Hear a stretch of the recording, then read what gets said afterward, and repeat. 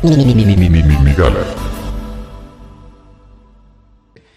Todos tenemos como un entendimiento intuitivo de qué es un virus, pero creo que nos serviría mucho que un experto nos explique qué es un virus. Bueno, podría platicar la definición casi de diccionario, pero pienso yo que es mejor verlo como un parásito. Básicamente es un parásito microscópico que no puede reproducirse.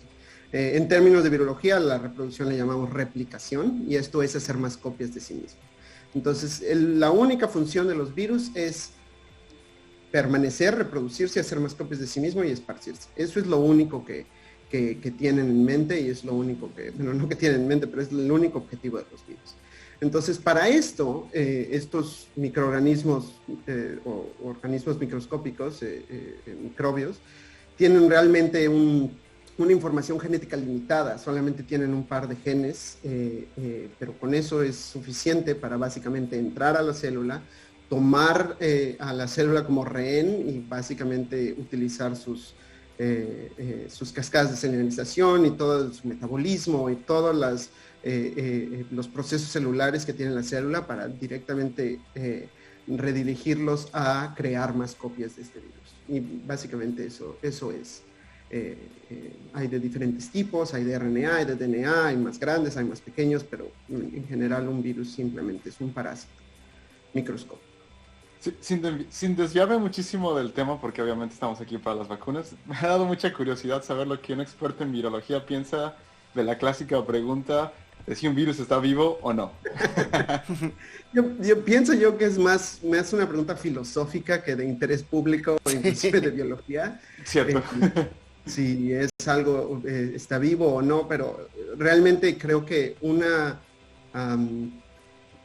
propiedad que tienen los seres vivos son las propiedades de evolucionar, esto es de adaptarse al ambiente y realizar cambios en su información genética para poderse reproducir más rápido o tener una ventaja adaptativa en contra de otros organismos similares que estén buscando, por ejemplo, el mismo alimento o una misma presa o todo eso. Eso tienen todos los seres vivos, pero también los virus. También los virus tienen un proceso evolutivo y está en constante evolución y en constante cambio. Y bueno, tan está en constante cambio que más adelante vamos a platicar acerca de las variantes de este virus que ahorita está en circulación. Pero si nosotros decimos que, bueno, algo que está evolucionando podría estar vivo, pues entonces igual está vivo. Pero siento yo que es más filosófico el asunto. Sí, totalmente de acuerdo. Y entonces, específicamente tenemos estos parásitos que nos infectan. ¿Y de dónde surgen? Porque, bueno, al principio de la pandemia no nos cansamos de escuchar que si los pangolinos, que los murciélagos, que el mercado en China, que no sé qué. ¿Sabes cuál es el consenso actual de dónde surge el SARS-CoV-2? ¿Qué es lo que sabemos de sus orígenes? Todavía no hay un origen establecido, así de aquí fue, que es diferente, por ejemplo, con el SARS-CoV-1, que ocurrió, que empezó por ahí del 2002, o un otro primo cercano del SARS-CoV-2, que es el MERS. Del MERS se verificó que realmente se pasó de un camello a un humano, principalmente en la zona del Oriente Medio, del Este Medio. Pero en cuanto al SARS-CoV-1, aparentemente fue una civeta, que es un mamífero pequeño, es un carnívoro pequeño que se piensa también que estuvo dentro de los mercados ahí en Wuhan o mercados ahí en China, que tuvo un cierto contacto ya sea con los cazadores o con los que comercian con este tipo de animales. En el caso del SARS-CoV-2 no sabemos así con precisión de dónde vino, pero sí sabemos que hay muchos virus. Creo que la última cuenta fue que hay seguro hay más de 500, pero debe de haber muchos más virus relacionados que están actualmente en circulación en murciélagos. También al decir murciélagos no es una especie, es realmente toda una área de mamíferos bastante grande. Hay una gran diversidad de murciélagos y pues cada uno, si contamos todos los murciélagos, pues hay muchos coronavirus en circulación por ahí. Pero claramente creo que este es un ejemplo muy claro de patógenos que vinieron o que estaban en circulación en algunos animales y que por constante interacción con los humanos, ya sea de nuevo cazadores, comerciantes o inclusive gente que vive cerca de estos animales, se puede hacer el traspaso de estos patógenos virales de animales hacia el humano. Hay diversas ejemplos más de los dos que acabo de platicar. Por ejemplo, está el virus del Nipah, también es esparcido por murciélagos, y ahí digo, ha habido diferentes episodios y diferentes propuestas de cómo pasó, pero por ejemplo hay una en que simplemente unas comunidades, creo que en Myanmar, ponen unos recipientes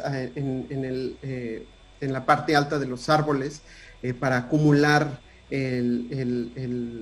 básicamente acumular y consumir lo que le llaman como la savia, ¿no? Ajá, como la savia que trae del árbol.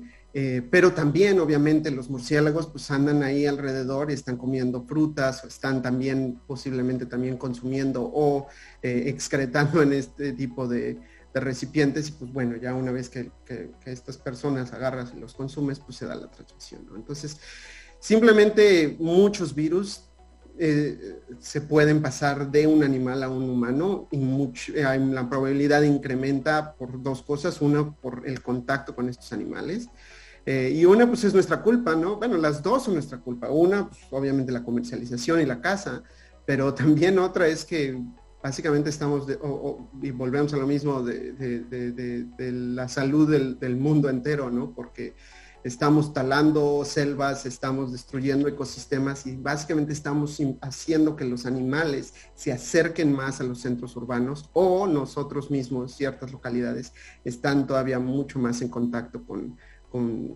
estas poblaciones animales en la vida silvestre, ¿no? Entonces esto también ayuda al intercambio de patógenos.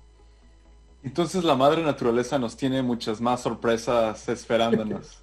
Yo creo que sí, o sea, digo, las bacterias tienen virus, inclusive hay unos virus que tienen virus. Entonces, estos parásitos es una cadena, y pues hay, simplemente por evolución y por la inmensa diversidad que tiene nuestro planeta.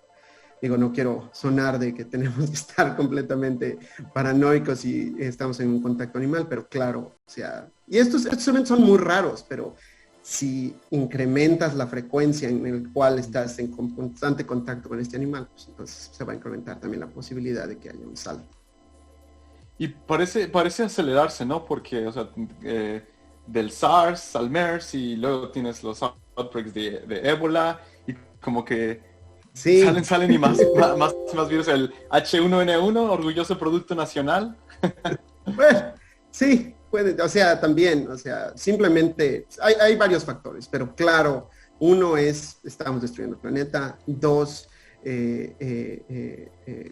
también hay una mayor interconexión del mundo. O sea, antes este tipo de pandemias no hubiesen sido posibles si no hay un constante paso de pasajeros en avión o de eso. Inclusive la influenza de 1918, o sea, fue una pandemia a nivel global porque los ejércitos que habían participado durante la Primera Guerra Mundial regresaron a sus casas.